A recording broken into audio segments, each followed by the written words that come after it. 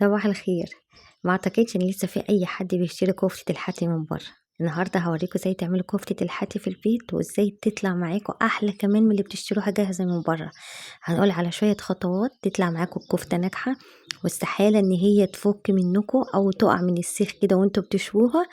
النهارده هوريكم ازاي تعملوها وازاي تطلع معاكم جوسي وتطلع معاكم ناعمة وتطلع طعمها احلى من اللي انتوا بتشتروها من بره. يلا بينا على طول نبدأ ونشوف عملناها ازاي.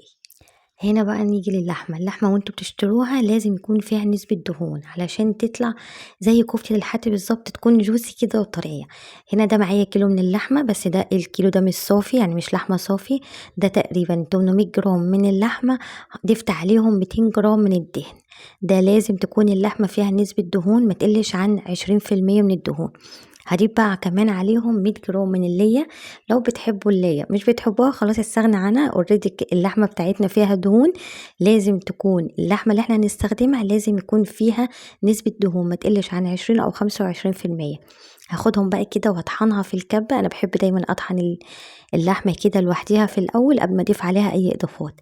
خدت اللية كده واللحمة هضربهم كده في الكبة أو في محضرة الطعام لغاية ما توصلوا بيها تكون ناعمة بالشكل دوت. لو مش هتستخدموا الكبة يبقى لازم يعني تقعدوا تدعكوا فيها كده لغاية ما ابتدي لونها ان هو يفتح، يبقى لونها فاتح كده بالشكل ده وتكون ناعمة خالص. وتبص تلاقوها ان هي مطلعة زي خيوط كده، تبص تلاقوا فيه يعني خيوط كده طالعة من قلب اللحمة.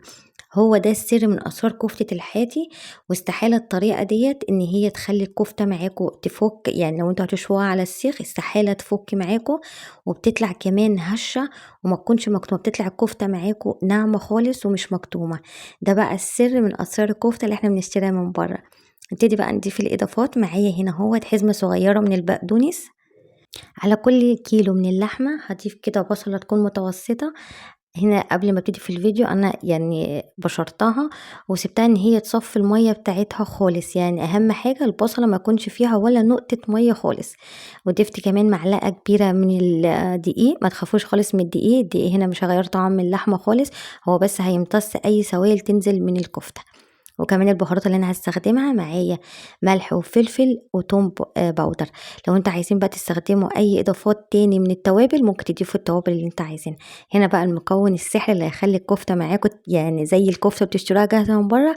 نص معلقه صغيره من بيكنج صودا، او ممكن بيكنج باودر، بس اهم حاجه ما تكتروش من البيكنج صودا، يعني نص معلقه صغيره علشان ما تلاقوش ان الكفته يعني في الفرن كده حجمها اتضاعف وكبرت معاكم وبقت يعني ديناصورات كده في الفرن. يعني اهم حاجة تخلي بالكم من النقطة ديت.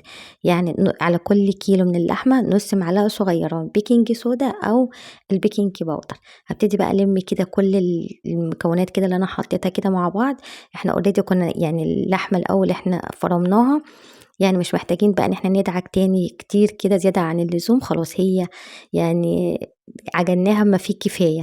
على مجرد بس ان انا لميت كده كل المكونات كده مع بعض هدخلها بقى التلاجة ساعة كده، يعني لغاية ما تمسك نفسها كده شوية نبتدي بقى ان احنا ايه نصبح. هنا بقى يعني ممكن عصاية الشيش طاووق او ممكن العصاية اللي هي بتاعة السوشي تصبعوا على. انا كان عندي العصاية دي اللي هي بتاعة السوشي، فدي انا فعلا بحب يعني اصبع بيها الكفتة. وابتدي بقى نصبع الكفتة زي ما انتوا شايفين كده. صبعوا بقى الحجم اللي انتوا عايزينه يعني، بس اهم حاجة تخلي بالكم ان هي طبعا لما تخش الفرن لازم يعني حجمها يقل شوية عشان فيها نسبة دهون. هنا الصينية هنبتدي بقى نرص فيها الكفتة، يعني مش لازم ان احنا ندهن الصينية بسمنة او زيت او اي حاجة، لان احنا اوريدي الكفتة بتاعتنا او اللحمة بتاعتنا هتنزل كل يعني الدهون اللي فيها. فهي اوريدي اللحمة فيها نسبة دهون يعني كويسة، فمش محتاجين ان احنا ندهن الصينية. اهم حاجة بقى لازم يعني الكفتة تخش على فرن تكون سخنة.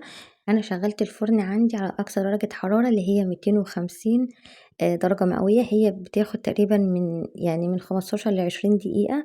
وكمان يفضل لو عندكم مروحة في الفرن عشان توزع كده درجة الحرارة والكفتة تبتدي تاخد لون من فوق ومن تحت. شايفين بقى الجمال ده شكلها بعد ما طلعت من الفرن؟ بجد ريحتها حلوة جدا. وكمان يعني مش قادرة اقول لكم ريحتها جايبة اخر الدنيا. بجد مش هتعرفوا تفرقوها ما بينها وبين الكفتة اللي انتوا بتشتروها جاهزة من بره. وكمان يعني اعتقد ان انتوا عاملينها في البيت يعني ضامنين نظافتها ويعني ضامنين كمان جودة اللحمة اللي انتوا يعني استخدمتوها. خدت كده فرشة كده وابتديت إن أنا أدهن الكفتة بالدهون اللي هي نزّلتها الكفتة طعمها حلو جدًا، نبتدي كده بالفرشة كده ندهن شوية كده من الدهن اللي هي نزّلته، بيدّي كمان لمعة كده حلوة، بيدّي يعني طعم حلو كده مميز للكفتة. ورشيت كمان بقى شوية بقدونس كده على الوش، يعني زي الكفتة اللي أنتم بتشتروها كده من برّه، ما فيش أي اختلاف. طعمها وريحتها بجد في منتهى الجمال، الكفتة كمان طالعة juicy ومش مكتومة وهشة من جوّه. لو أنتم اتبعتوا كل الخطوات اللي إحنا عملناها في الفيديو هتطلع بجد معاكم أحلى من اللي أنتم بتشتروها من برّه. شايفين بقى الصابع جميل إزاي، ماسك نفسه كده أهوّة، مش مفرولة من جوّه وهشة ومش مكتومة، شايفين juicy قد إيه، طعمها حلو جدًا وكمان ريحتها حلوة. أتمنى يكون فيديو النهارده يكون عجبكم، جربوها بالطريقة دي وأنا واثقة ومتأكدة إن أنتم مش هتشتروها تاني من برّه أبدًا. وبس كده، أتمنى يكون فيديو النهارده يكون عجبكم، ولو عجبكم فيديو النهارده متنسوش أهم حاجة الاشتراك في القناة ولايك وشير للفيديو، وبألف هنا واشوفكم تاني على خير في فيديو جديد وباي باي.